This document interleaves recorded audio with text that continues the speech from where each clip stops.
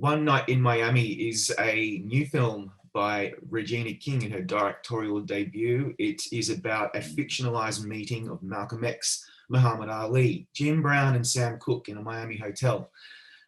You couldn't get a better cast of legends. And with me today to talk about the character of Jim Brown and the film is Aldis Hodge, who stars in the film alongside an amazing cast. Aldis, first of all, you got Jim Brown is considered to be one of the greatest running backs of all time. Is one of the greatest players in NFL history. Was he like a legend to you even before you even considered playing this role? I was aware of Jim Brown's presence. I actually didn't grow up watching football. I grew up a fighter. I'm a martial artist. But the thing that I was more aware of was his transition and how he sort of took the power of his position and transitioned that from, football to film. And more importantly, his motives when it came to Black economics. That's what I was focused on. You know what I mean? Yeah. So that's what I know of Jim Brown, and that was what was most fun to learn about, even more so to dive into deeper when it came to the research, was understanding what his moves were, what the stakes were, given that time frame. I mean, back in the '60s, right in the midst of all the civil rights movement. It's crazy to think we're, to a degree, going through our own civil rights movement for this particular generation right now. So, that for me made it feel like this was all kind of sort of full circle, and nothing is ever a coincidence or a mistake. I felt like it was all on purpose for me to have to do the research, to step into these shoes, because it fed what my personal activism is today. Yeah, I mean, it sounds so obvious to draw parallels between that period and what has unfolded over the last 12 months in America, but it really is quite extraordinary that this film's coming out and it's so relevant to what we've seen unfold on our TV screens and in our streets. What are your thoughts on how history repeats itself and how the film spotlights a moment in time that is so relevant to today? Man, history repeats itself. Life is cyclical in so many ways, and I feel like history continually will repeat itself until we learn what we need to learn in order to stop engaging the same habits, to continue living in the same environment. It's going to take a lot of help and a lot of change for that. I feel like the importance of this film is sort of championed even further given what has happened recently this year. When we started shooting it, I know a lot of us came to it with purpose in mind. I came to it with that because when I read it, I understood what it made me feel. And what we've seen this year is actually not new. The circumstances were new because everybody had to sit home and deal with it. We all had to, we couldn't turn away. We had to watch it. We had to, sort of envelop ourselves in what this was. We saw a different sort of empathy spawn within people, and then we saw a different sort of support because they finally got a glimpse of what we have to deal with on a regular basis. People who are not affected the way we were affected. So, Absolutely. So yeah, the film was very important when we were filming it. It became ever more important afterwards, and I feel like it's just a step towards purpose. And personally, for what I am trying to do in my life, I feel like it's something that taught me a little bit more about my particular purpose. Yeah, you're so right that the circumstances of us being in a pandemic meant we really were forced to recognize and realize what the hell's going on with things that we've turned a blind eye to before. The film Yeah. actually explores a lot of that theme as well. I love it how when you were making the film, um, this most recent BLM movement hadn't really solidified yet. And then it opened at Venice and things started to get really tumultuous. And now the film's going to open. I can't wait for people to see this. Then Biden and Harris are about to take office. So look, there's been so much change.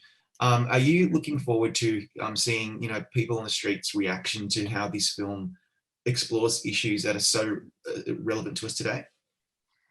Yeah, I mean, well, first off, I'm just looking forward to seeing people on the streets. I mean, I know, right? Wow. Can we get back to? I haven't seen a face, and God knows when. You know, I'm back to work. Thank God I'm back to work, but I don't know what anybody looks like. So that's number one. Yes. Number two is, yeah, I'm really excited to see how people respond to it given the context. Typically, you know, I hope my work, the films that I'm a part of, I hope that, you know, gets good response, but I stay away from engaging the response or the reviews, because it's just smarter to distance yourself, you know. But in this particular case, I would like to see how it touches people on a personal level, and to see how it aligns with other people's motives and activism, and most importantly with their perspective of what's going on, whether they're active or not, when it comes to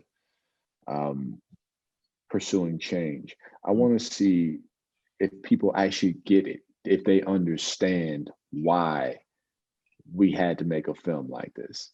Like, do you finally get it now? Do you understand? we not making this up. This is real. We go through this. Yeah. Yeah. I feel like this film can be a great asset towards the conversation that has been happening already and has been proving successful when it comes to progress. But I feel like we can be a great added asset to keeping that progress moving forward. And so you get to work with Regina King, who, you know, over the last 5-6 years has become pretty much an icon now. Like, she's won every award under the sun. She's just, she is a queen. She's incredible. I've met her many times. She won them all. Ain't no more. Like, there ain't got no more for her to win. But you know, people are now talking about her her awards potential. I was about to say, I'm lying. Yeah. There are one. And she's gonna win it. I'll tell you that much. Oh, mate, can you imagine? That would be incredible. I have imagined, and man. Yeah, that'd be cool. All I know is that she has already made history with this film. Yeah. And I foresee her continuing to make history, and I just want to be a fly on the wall when that history is made, just to say I saw it. I was there and I seen it. I seen it. You did, and you were part of it. And I mean, that's the question. When you're working with her, what's the upside to working as a performer, first of all, generally speaking, with a fellow actor who's directing you? What's the upside to that? Communication. You know, a director's job is really to communicate, translate, and understand when it comes to the actor and the performances. And because she is such an accomplished actor, she understands choice, and she understands the preparation and personal ideals of an actor. And she really allowed us, all four of us, to figure out who these men were and how we wanted to strategically sort of approach executing, you know, these performances. And she created a really comfortable environment for us to do what we had to do. And she just was quite grand in that way. She's really humble and really patient, and I thought I was most impressed with those traits, because, you know, a person of her magnitude, you can easily throw weight around, but, you know, you never saw her lose her cool once. You never saw her get snappy. You never saw any of that. She was always very just warm and sort of inviting, and, you know, she gave us such great space to just explore. And I think that's what helped us find our relationship amongst the four of these characters within the film. And that, to a degree, is the glue, because the conversation these guys are having is the star of the film. That's what we're coming to see. These men are great vehicles for that conversation, but the relationship that we have, it's not about any one of us individually. It's about our relationship, and that has to be genuine and authentic. And she really allowed us to find it, you know? Right, yeah. It occurs to me, when you're doing a film or a play or a series where there's a lot of conversation in a room. I mean, this was based on a play, right? So that's why a lot of it is internal. If that Yeah. chemistry is not working, the film's going to be a dud. This one is not, because the four of you are just, Maybe. there's this electricity between you all. Did it take long for you guys to develop that language so that you were all kind of firing on the same page? Take long, brother. We didn't have the time. we I know that I was cast around November, I believe. Yeah. I mean, I had done my auditions prior. I was actually auditioning while I was in Australia shooting The Invisible Man. And so I was cast, and then I believe the rest of the cast rounded out around late November, maybe early December. And then we all got together for the very first time as a cast in December. We started shooting in January. And, January and February, we're done. So we didn't have a lot of time for anything. We didn't have a lot of time really to get together. A lot of us were all spread all over the place. And I think the magic of the relationship was primarily there because we were so very dialed into the people that we were playing. Much credit to the fellas for putting in the work, but also to Regina King, and then also Kemp Powers, our casting director. I know Regina said that she wanted to make sure that each of us actors had the essence of whom we were playing and depicting. And I think that was just one of the elements of her brilliance in terms of casting, because having that essence is what allowed us to figure out one another even further. Because when I did my research, it wasn't just on Jim Brown, it was on the four of them. Yeah. I had to research what their relationship actually was. And it made it easier to sort of connect with the other three fellas when it came to figuring out how they handled situations. Yeah. I would think if, as a performer, playing a real person, especially someone of note, would be so challenging and stressful, because I'd be worried about getting it wrong. And you've talked about the research. I mean, how far do you have to go to really imbue him with some authenticity? Like, that's a really, really strange balance, making him just your own, but playing him as well. Yeah. Look, man, there's pressure. Your job, my approach is always honesty, figuring out how to make it as honest as possible. And then your job is to not judge yourself as an actor in the process. Like, I'm going to micromanage a few things and make sure that my technique is on and I'm doing the homework, but don't be too hard on yourself, I did the research only in the time frame. So there's a couple like shortcuts, like having somebody to play who's actually a real person is almost like a cheat test, because a cheat sheet for a test, because you have all this information that you can soak up and then you can use, right? But now you have the extra added work of accurately depicting that research. Whereas if you're playing somebody who's facetious or fake, you play somebody at your own whims. So when it came to playing Jim Brown, I just wanted to make sure that he was depicted as honestly as possible. And then, given the research that I did, I wanted to make sure that I got the essence of him down even more, his cadence, his voice, his mannerisms, his movements, and then how he responded to certain things. Watching different videos to show how he responds to conflict, or how he laughs and what makes him laugh, things like that. So there's a challenge always, but that's what we do it for. We do it for the challenge. We ain't here because it's easy. That's right. We're here to How grow. boring. It'd be so boring. Yeah. I was also wondering, did you find any one particular thing, you kind of touched on this, I think, already, about his story? What was most compelling to you about his story? For me, it was how he managed certain issues when it came to, economics, racism, things like that. I thought that he was far more intelligent and eloquent than I had known him to be, especially given back in that time. All these men were very, to me, outliers, ahead of their time when it came to certain things. And the way that Jim managed a lot of the subject matter, which I found in a lot of different interviews and things like that, the way he spoke, he really was It still is, but back in the day in the 60s, this man really was on top of his game. Yeah. And he understood the real value. It's like, I'm not just a football player. I'm a businessman. I play football. That's my business. But now I'm gonna shift that to this other thing. And why am I shifting that? It's not because I want to be a famous star. No, it's because I see the potential. I see my potential, and I know where I can grow. And I'm not gonna let somebody hold me back. And now I'm gonna try to influence the culture to do the same thing. I'm gonna stand behind my people and gather my brothers, and we're gonna make a move together. So I thought that was really, really special and impressive, and just his perseverance when it came to trying to initiate the educational aspect of economics within the Black culture, to me, was most compelling. Yeah, absolutely.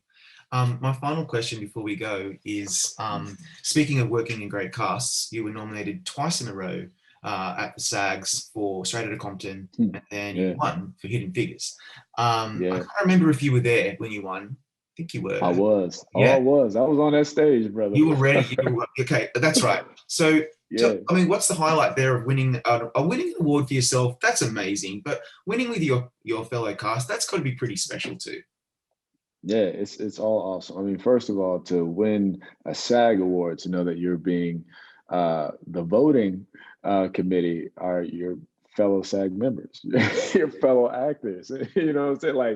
Like y'all voted for okay. Because that was really awesome. And to win for a film like Hidden Figures, because of the meaning of the film, yet again, a pivotal film that is depicting the truth and the value of, what women went through, who were beautiful Black women that were the world at the time was trying to hold them back from being Black, and they said, nah, you can't hold us back, but at the same time, we're going to hold ourselves up.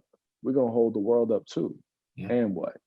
You know what I mean? That strength, and what that did for little girls across the country when we showed the film, and you see all these little girls like 5, 6, 9 years old talking about, oh, I really love STEM and STEAM, and I can really see myself being an astronaut now. I want to be an astronaut. Like, that's the point of it, So that win sort of brought all of that purpose back, and says, this is why we as artists do what we do. That's the point of it all. And to be on that stage with that caliber of talent, I remember I'm sitting there like, of course we're doing our thing, but I'm standing on stage. The person standing right next to me is Mahershala. You know what I'm saying? And we just sitting there enjoying it. And I see where his career has grown to. And I'm like, dang, like, and then you got, Octavia over there. Octavia, I love Octavia. She's been a fantastic source of knowledge for me. And really just, she's a great human being, great friend. And you got Taraji, you got Janelle, you got all these great, talented people. And we're all sharing this moment together because we did it together. You're like, dang, we did that. We like a team. You got Ted Melfi, who directed us and co-wrote, and is like, dang, Ted, like, bruh, thank you for picking us, putting us together, but you did it together. And you realize how much you have to go through to get to that point that you don't even understand at the moment that you're going through it. So much thanks is given in that moment. So much, it's just a process of humility. It's a humbling experience. And then, my family's out in the audience. My mom is jumping up and down like crazy, losing her mind because she's so happy. And to see that kind of joy, you can't pay for that, bruh. Mom's was, she was gone. That's beautiful. But it was awesome, man. It was awesome. Geez, you've made some good movies, like you really have. And now here you go again. You're back at the rodeo for this one. So I wish you all the best, mate. Good luck. I've been lucky. Thank you. You've been lucky, but you've also worked really hard. And I love the film, and congratulations. Thank you. Thank you so much, man. Thank you for your time, brother. I really appreciate you. Thank you. Everybody go to Gold Derby and watch all of our great contender chats. We've got heaps of them, and they're all amazing.